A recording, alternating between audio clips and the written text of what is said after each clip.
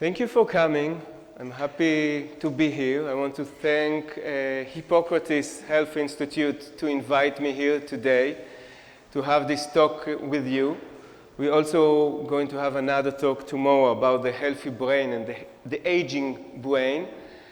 I am practicing the naturopathic way for 20 years now. And we are going to talk about what can we learn from the healthiest people in the world. As a practitioner, I've been treating thousands of patients. I've written 2 books, and all the time I am in the medical research area. I think and I believe that even if we are not mainstream medical doctors, we should do all that can be done to deal with medical research, to show the world that what we are going and what we are doing could be and should be evidence-based medicine. So I come from Israel, I work in a hospital, I teach the natural way in Broshim campus, it's in Tel Aviv University. I'm very proud being one of the leaders of this paper, this project, which took us 3 years of research, medical research in a hospital. We took patients with hypertension. We brought them through 4 months of rehabilitation program, improving their diet, physical activity, yoga, meditation. And we proved the world that all of them, almost all of them, had lower and balanced their hypertension situation. Moreover, more than 70% of them had reduced their so-called chronic medication. Okay, meaning it's not only that their blood pressure was stabilized, it was so low that their doctor must had lower or cancel all their medication. It was published a couple of years ago in quite an impressive, important medical journal, belongs to Nature. Okay, those are my 2 books for now in Hebrew. In the meantime, the first one is about heart disease and rehabilitation from heart stroke and surgery. And the second one is about the healthiest people on earth. Today we are going to talk about those special places in the world when there is a high percentage of centenarians. Saying centenarians, I hope you know the term, it's 100 and more. And there are few places in the world that they not only live long lives, they are healthy long lives at those places. And usually I speak a couple of hours about this subject. We only have 1 hour, and it includes time for questions in the end. So please, if you have questions, save them to the end. If something that I say is not clear enough, whether it's because it's a medical term or it's my broken English, so please ask me. But otherwise, keep a question to the end of the talk. So let's start. First of all, I want to introduce to you some of the fellows I met. I met dozens of healthy centenarians. This one I met in Sardinia. We had to wait for him for a while because he was wandering around, and then he came out, 103 years old, riding his bike, one-handed, if you noticed, smiling. We were 5 minutes late and he was away. He has a busy schedule that day. This young lady is doing the NEET. She's she doesn't need any glasses. Can you see what she's holding in her right hand? It's a Japanese knife, very sharp. Look at her fingers. She's taking leaves from banana trees and make it to strings that she can sew later on. And this young lady, we had to wake up very early in the morning. She had to serve us tea. We'll talk about the tea, the special tea of Japan later. And then straight after, she had time to do 10 minutes of exercise she's doing only for the last 75 years of her life. This is a short part of it. And then, sunrise, let's go out. She's taking her bicycle, of course. And she rides away. She forgot we came to see her. We had to run after her to see where she's going. And we find her in her garden. I think it's 6:30 in the morning, taking whatever it needs and start walking in her garden. Look how strong she is, how vigorous she is. 98 years old.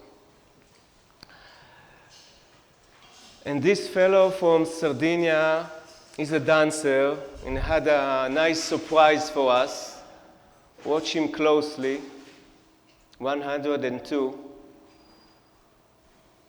Whoopa. Upside down.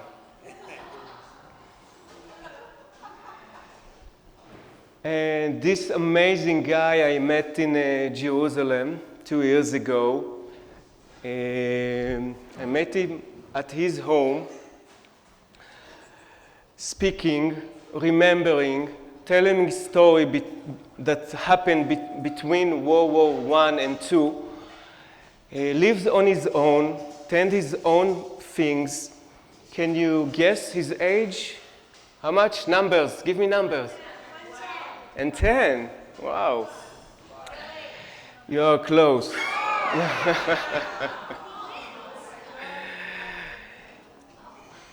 He's amazing. Amazing guy. Clear-minded, making his own food. Amazing person. So the first, I think, obvious conclusion, which is not so obvious maybe, it wasn't for me 20 years ago, that our body, our brain, can function well for more than 100 years. The thing that we received from nature, for God, if you will, is capable to work properly if we treat it as we should. It can be done. It can be done in many places in the world, not only in the blue zones. But speaking about the blue zone, there are two, I think, famous books written about this subject. Have you heard of them? Somebody heard about those books? Yes, some of them. The blue zone is more famous, written by Dan Buettner, but this book, Healthy at 100 by John Robbins, is also very important and very good books, those two. And they describe quite nicely the places where people live the longest and healthiest long lives. If you look in the internet and try to find the blue zones, you will read about at least 5 places in the world. Ikaria in Greece, but it only contains 8,000 people, which is too little to have medical records, and I don't see it as a real blue zone. Nicoya in Costa Rica, I found only one medical article about this place. I'm not convinced this is a real blue zone. Loma Linda in California. It's a very interesting place. 27,000 people, Seventh-day Adventists. I'm sure you heard about them. They live a very healthy life. Most of them are vegan or vegetarians, do a lot of physical activity, a lot of community connection, and this population leads the United States in healthy longevity. But if you want solid science, you should go, as I am going, to Sardinia in Italy and Okinawa in Japan. They have there 1.4 million residents at those places. We have a lot of scientific data, validated data from those two main and real blue zones. I've been 7 times in Sardinia. I'm taking a patient and my students to go there and learn from them. And I've been 3 times in Japan and Okinawa as well. Somebody here knows about the term blue zone, how it came up to the world, why they are called the blue zones? You know? Dan Buettner heard about Professor Pes, who sat with other professors with a blue pen on a map, and Professor Gianni Pes from Italy had a nice blue pen, and he pointed out spots, blue spots of villages around Italy and the surroundings where there are high percentages of centenarians. And when they look at the map, they saw the blue zones with a lot of blue pen on them. And I have the privilege to know Professor Pes, and I meet him almost every time I go to Sardinia. And I learn a lot from him, and I want to share this knowledge with you today. So, what are the common aspects of longevity, healthy longevity? This slide is the most important slide. I am showing it now, and I will show it again in the end. As I told you before, I can talk hours and hours about all these important aspects, but tonight we have 1 hour. I will try to share with you some important things, new things, not only the trivial things, and things you can take back home and learn from the healthiest people on earth. So let's go to Okinawa.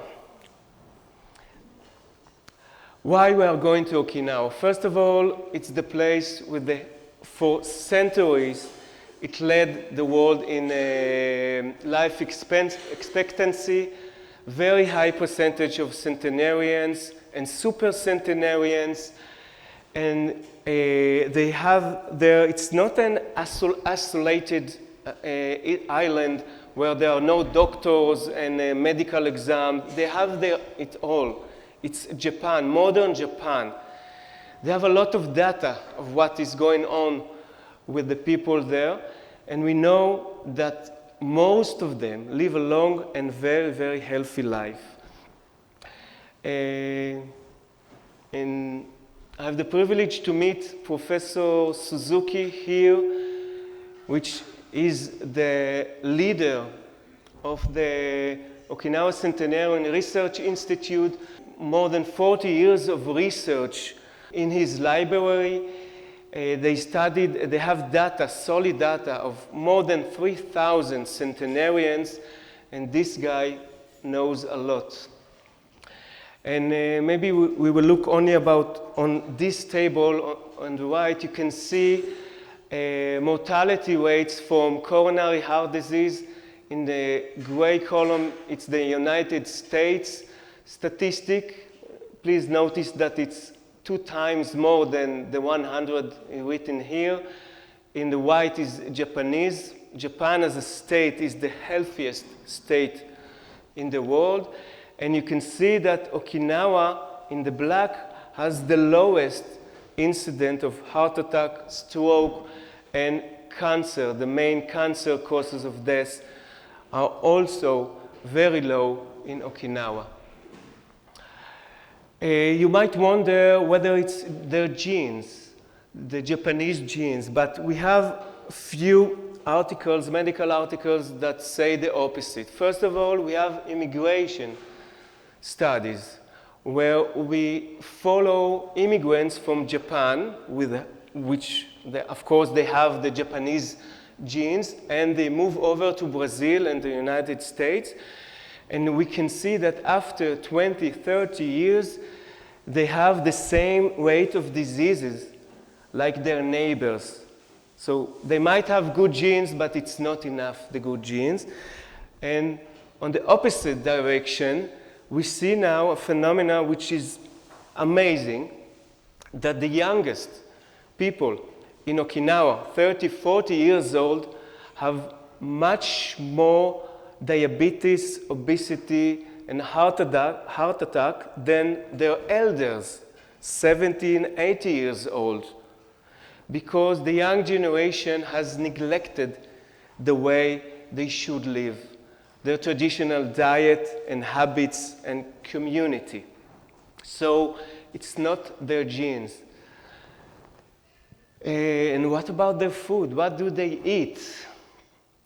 Well, this slide shows the main differences between the Western diet and the Okinawan elders. You can see that they merely eat meat and poultry and eggs. Dairy foods they absolutely almost not eating. They eat much more vegetables and grains, and we'll talk about their soy foods in a minute. And let's move a little bit further. They eat rice and buckwheat, mainly rice, as you might know, and they eat a lot of carbohydrates. You may guess what is the main source of carbohydrates in the Japanese traditional diet, Okinawa diet. I will give you a clue. It helps? Not really. This statue is more than 200 years old, and look, sweet potatoes, but special sweet potato, purple sweet potato. This is the staple diet is based on purple sweet potato. You can find it here around? Yes? You should look for them. It's a combination of blueberry and sweet potatoes. It's so healthy. And we can speak a lot about the antioxidant and low glycemic index. This food you should look for and try to eat it as much as you can. In a matter of fact, when in Okinawa, when a guy walks in the street and he sees his friend walking through, when you want to say if everything is okay, how are you today? He's saying in Japanese, did you have enough imo today? Can you get it? They're saying, are you getting enough imo? If everything, imo is a sweet potato. Sorry for not mentioning that. So when they meet friends, they say, have you eaten enough imo today? Everything is okay. And that's only to say how important is the imo, the sweet potatoes, in their diet. Of course, they eat a lot of soy products. This is edamame, I guess you know that. Mainly they eat it as a miso soup. A miso soup is their staple breakfast in the morning. Almost every elder in Okinawa eats rich miso soup in the morning and sometimes even in the evening. And there's another thing.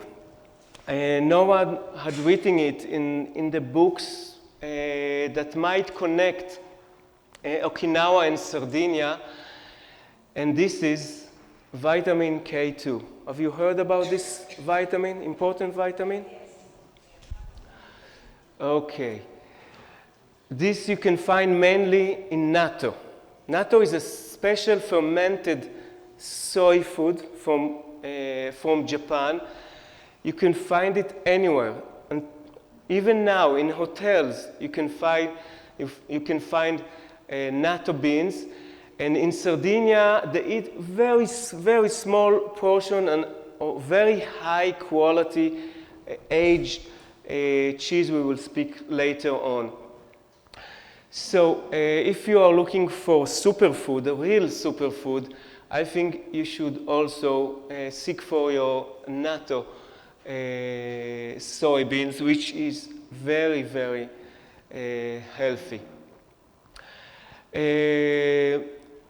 Here you can see how they serve it in hotels, modern hotels. Even now, we have medical articles suggesting it's very good for our heart, arteries, brain, and even the bones.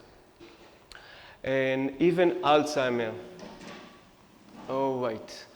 But speaking about soy, we must remember there are many not healthy soy products around. And on the left, you can see all of, or some of the example of, I call it junk soy foods.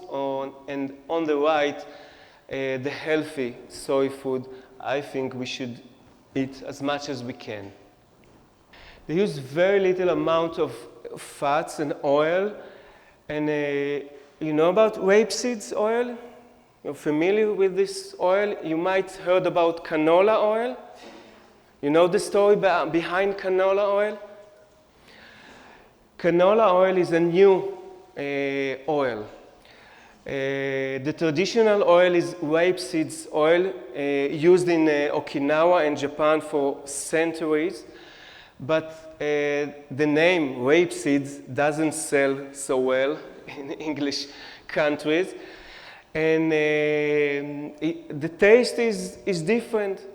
So a chemist from Canada took this oil 30, 40 years ago and made changes in this oil and make it bad for our health, and they call it Canadian oil, canola, okay?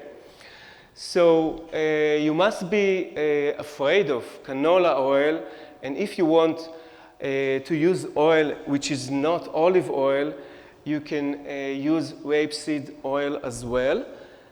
But remember quantities. This is the average bottle of rapeseed oil in Japan. It's very small, like the palm of my hand. They barely use it at all. And you know by now a lot about nutrition, otherwise we won't be here. And there's a unique thing most people, I think, don't are aware of. There's a big difference between fats and olive, liquid oil. Those healthy centenarians in Sardinia and also in Okinawa are almost not using the liquid oil. They eat the fat, like avocados and other kinds of fats, okay, almonds, nuts. So I suggest you to use as little as you can liquid oils.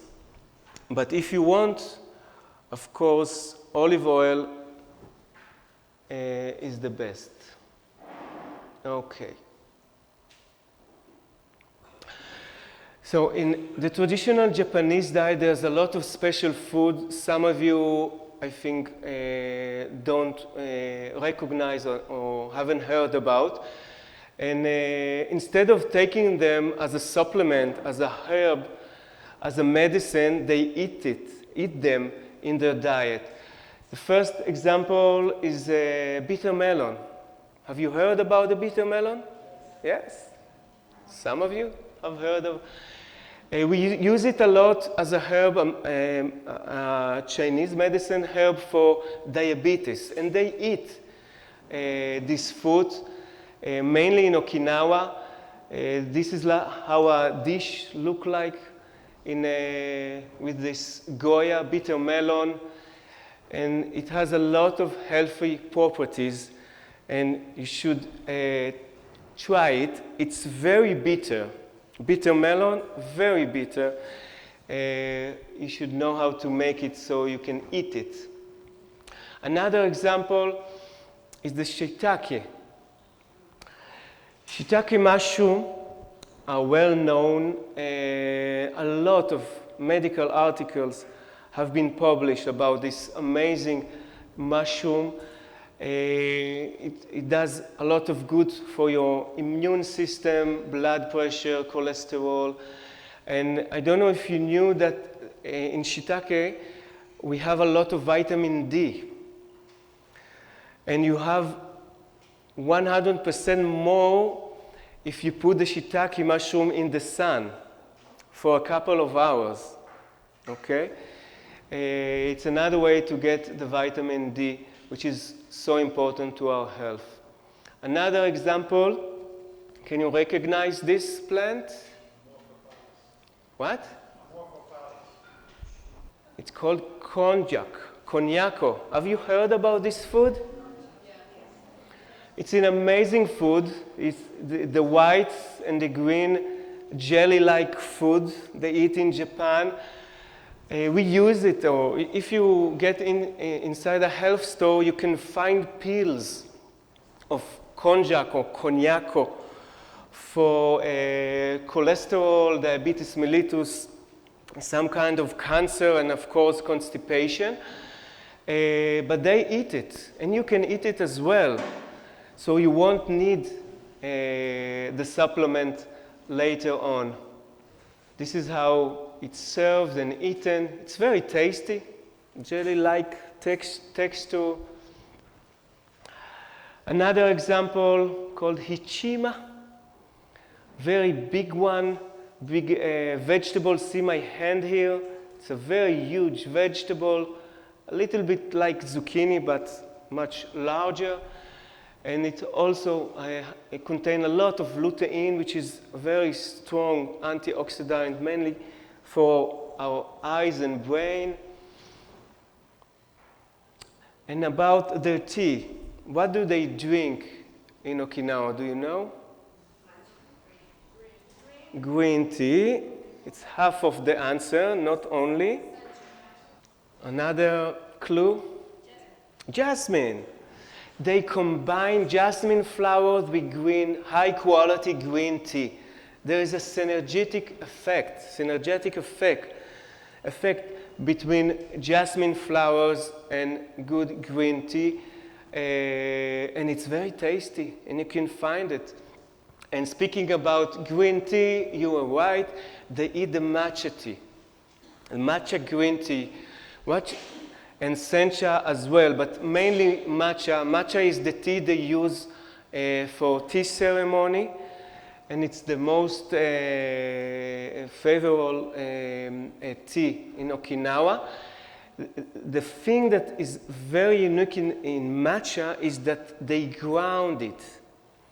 And when they drink it, they drink all the leaves all together.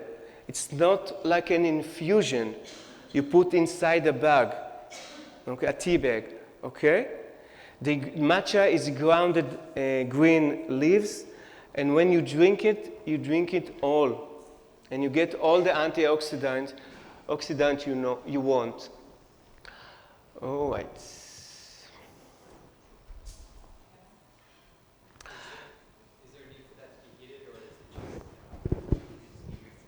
Mixed with hot water. Hot water. You can try it later. I want a few words about calcium.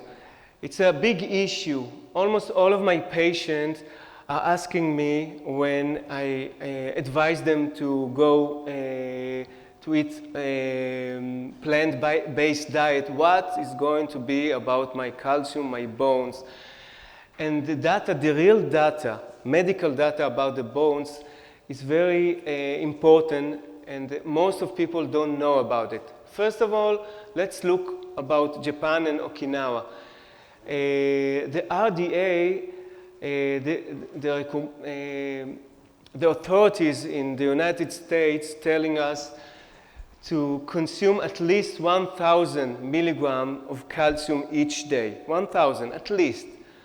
But if you will look about the calcium consumption of the Okinawan people, you can see that it went up to 500 only from the 1970s. This is a big clue mentioning how much calcium should we really eat or take in pills.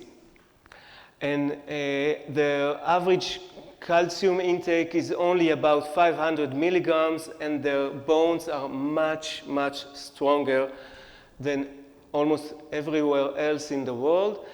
And if you look to Europe, at many European countries, they advise 700 milligram, much less.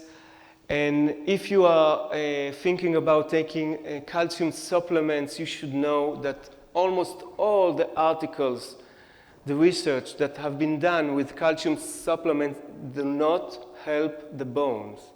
Absolutely not. And maybe you have heard about PCRM, Physician Committee for Responsible Medicine. Have you heard about this important organization? Great. And Dr. Neil Bernard is the head of PCRM. Here are some quotes from his lectures about calcium and our bones. We should be aware of too much calcium.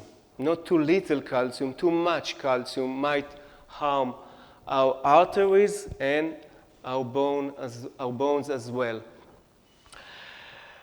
And it's not only what they eat, it's how they eat. In Japan, before you start a meal with your family, the blessing is hara hachi bu. And it goes to say, may you eat until you are 80% full. And this is a smart thing to do, to say before you sit up and eat. And this is from a calligraphy lesson, and this is hara hachi bu in Japanese, if you want to remember that. This is a very easy thing to take back home. Try with your families. In Japanese, you remember hara hachi bu? Or eat until you are 80% full. Just say the words, it helps. And when the meal looks like this, you cannot rush in and eat fast. You sit down, you look at the beauty of the glasses, the plates, and the food, and you eat slowly. And then you can stop at 80% fullness. And of course, it's not only the food. There are many other aspects. I want to just mention a few. It's the community. In Okinawa in Japan, it's very obvious that they have a very strong community relationships. Have you heard about the Moai? The Moai is a group of people who meets once each month. And it's a bunch of guys that know from school, or maybe they work together, maybe they have the same habits.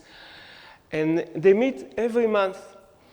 And they sit and eat and drink and talk about nonsense and non-nonsense. And there's a very unique thing they are doing. Each meeting, everybody brings $100 to that meeting. And you can guess what they are doing with that money? Community. They decide, at the end of the meeting, they decide together who gets all the money tonight. See what I mean about being together, being in a community? Get strong support from your friends. Most Okinawa people still these days attend to at least one group of Moai. And we should do it as well. We should meet regularly with people we like. and talk. Even if it's nonsense talking, it's very important. Look, this is the room. 10 minutes after it ends, everything is washed away. 2 rooms, 2 bedrooms, the same photo. They have a very strong connection with nature. Everywhere you go in Japan, tradition Japan, you can see it in the hotel, in the lobby, in the restaurant. You see remarks of nature. We speak about 4 seasons. I have an application, an app on my smartphone called 72 Seasons. They have 72 seasons. Every 5 or 6 days, it's a different season with a different flower, a different poem, a different dish they should eat. It's very obvious when you go around Japan that everything has to do with nature and nature way. And you can look also at this picture. This is the most sacred religious place in Okinawa. And when you go inside, it's only nature. No statues, no prayers, not a single temple. Huge rocks you walk between, and after that you see a nice view. And this is the most sacred and religious place. They believe in nature, God in nature. They believe in the nature, in God in each and every one of us. And Buddhism and Shinto, it's not really a religion. I think it's a philosophic way of living and behaving, and it helps them a lot. They have a lot of, I call them, meditative outlets. Some of them really practice meditation, but others might go to tea ceremony classes. This is a small class.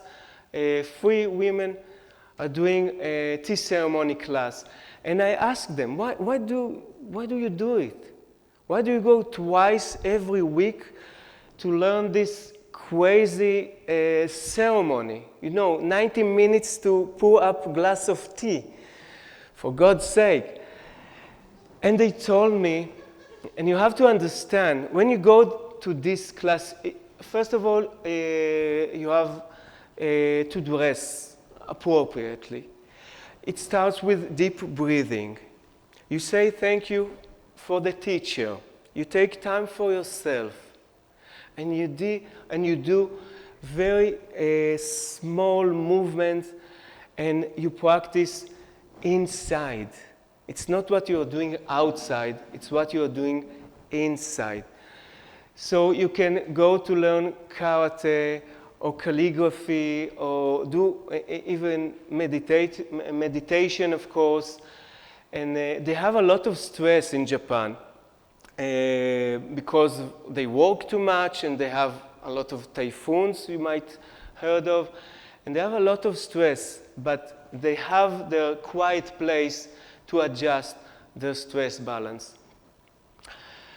It's very safe to walk around Okinawa and Japan. Here you can see the place of the policeman. It's called Koban. It's the local policeman. Everybody knows him.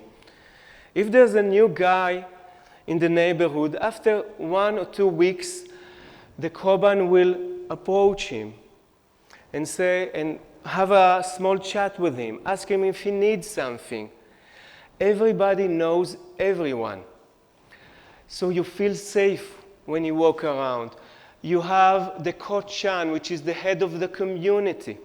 Professor Suzuki told me that when he wants to know what is the health condition of a centenarian, he picks up the phone of the head of the community. Even in the big cities, they have those communities and head of communities, and even the community nurse that knows everybody and take care of everybody.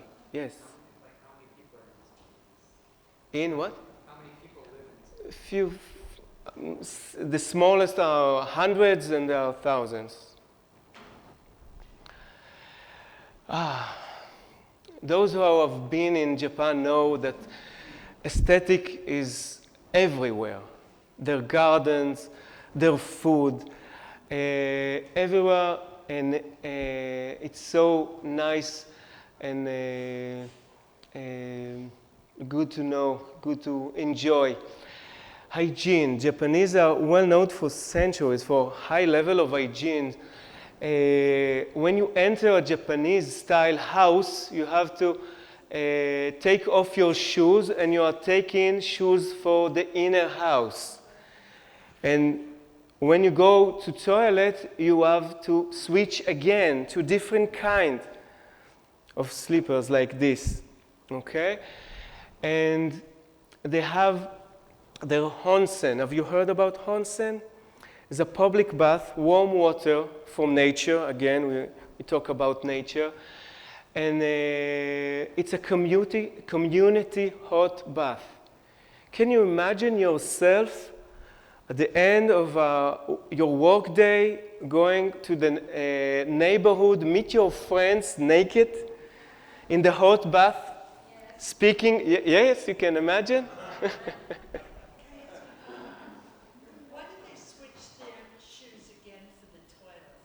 Different kind of shoes that only for toilet, for the toilet room. You're not allowed to take them out. Okay? Different kind, regular kind, but it's only into toilets. I mentioned before ways to handle stress. Sitting in a hot bath with your neighbors, naked, speaking about the day you had. This is absolutely great way to lower your stress. They celebrate their age. They celebrate their age. They celebrate when you are 73, 85, 95, and of course 100. It's considered to be a great honor if you have a sip of drink of their sake, of their centenarians, or of that special day. They have a national holiday in Japan for their elders. Can you imagine? Nobody goes to work at that day, one day a year, and they celebrate their age. All right. Let's go to Sardinia.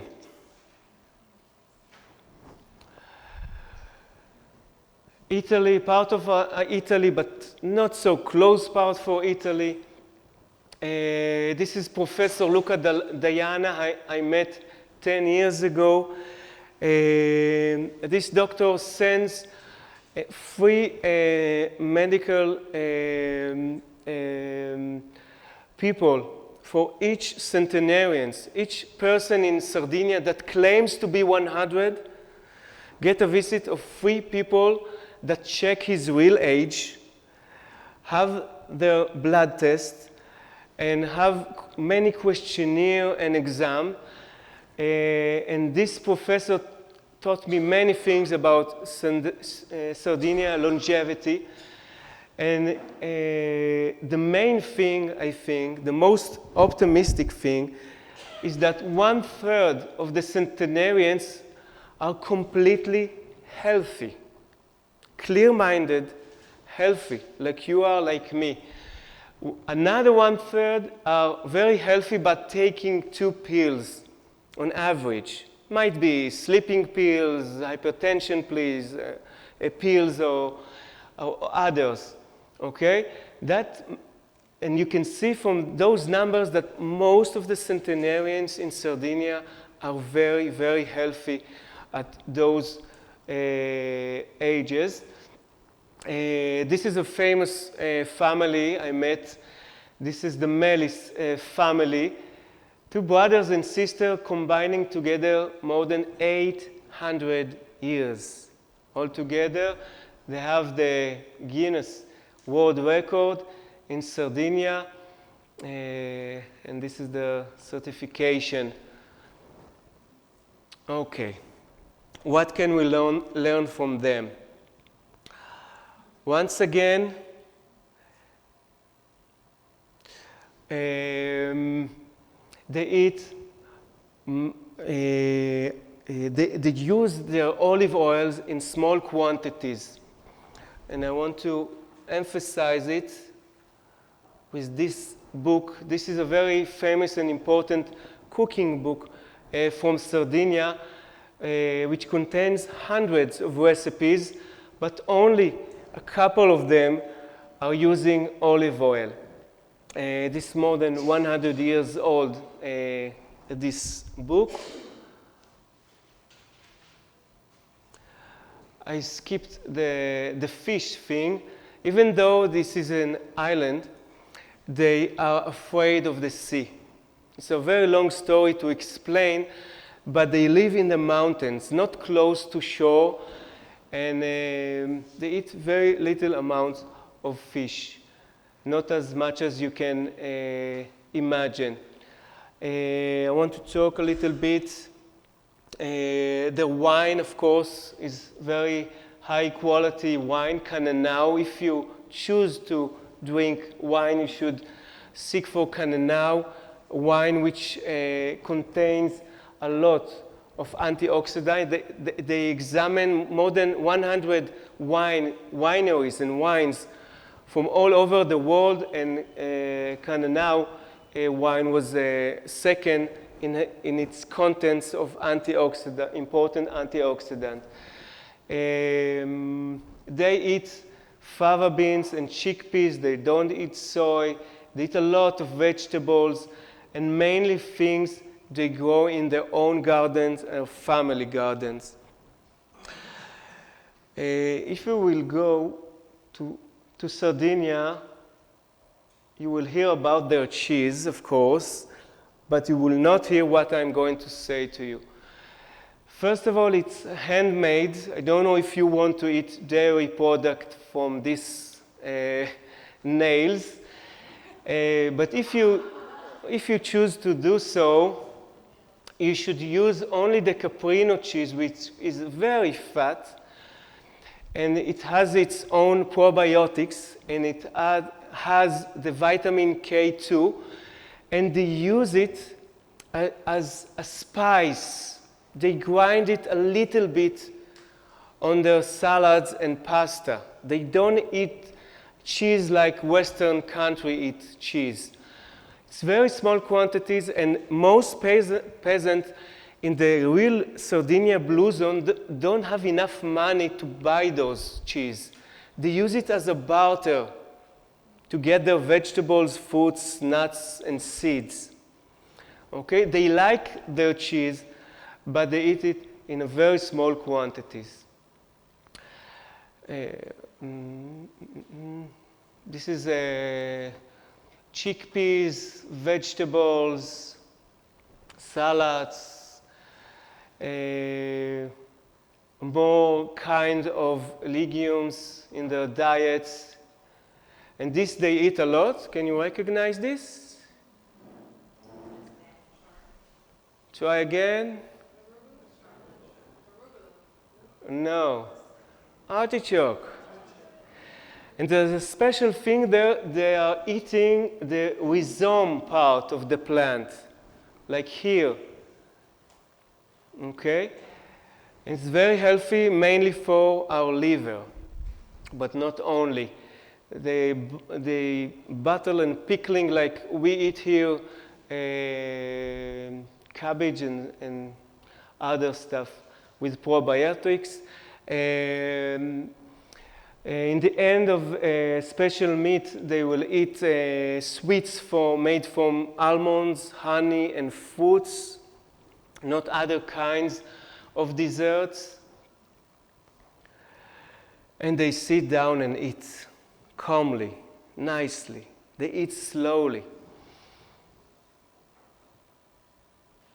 And don't forget their garden. This is the main foods. Go out the garden, take the leaves, eat them as they are.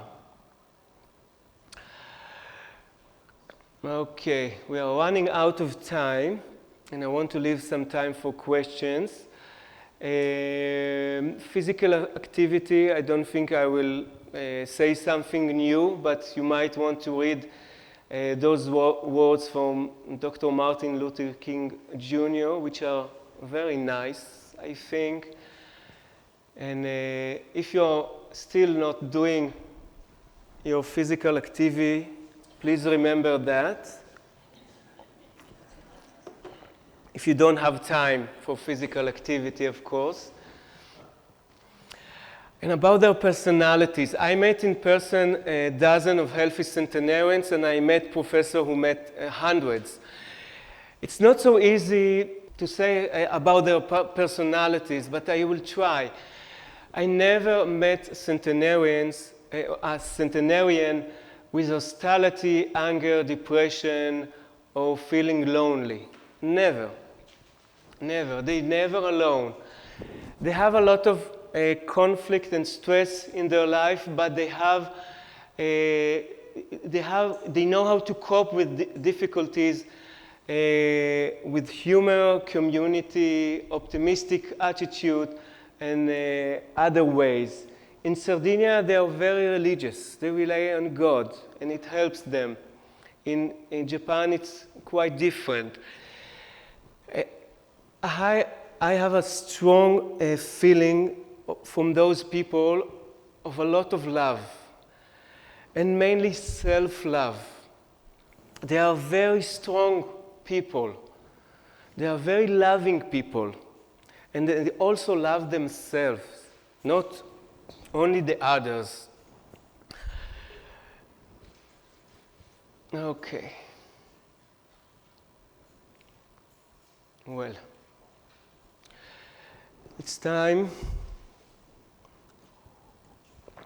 to see again all the concepts, all the important aspects we should look for and learn from those amazing people around the world.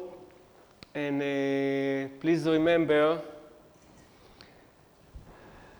I want to end up with this picture from Sardinia. What do you see in this picture? What is nice or unique? Community. What else? Very little food, right? Little bit of wine.